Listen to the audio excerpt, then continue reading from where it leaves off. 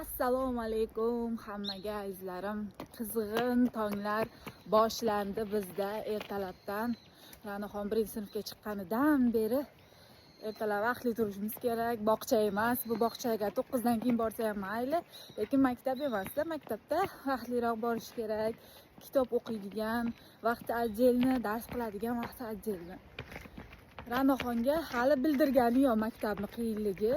Qiziqarligi ham yaxshi deyapti, chunki Koreya maktablarida 1-sinfda qiynashmaydi, ko'proq o'yinlar, ko'proq bolalarni qiziqtiradigan, maktabga qiziqtiradigan har xil mashg'ulotlar qilishadi.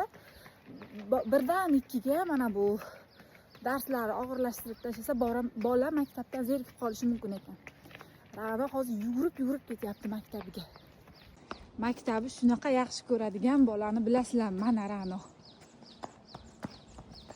2-sinfdan boshlanadi hali qiyinchiliklari, darsni qiyinliklari. Hozir o'qituvchisi bolani maktabga o'rgatyapti.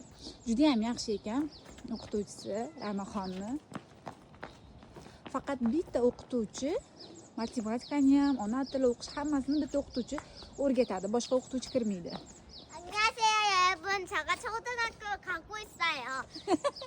학교는 재밌어요? 네.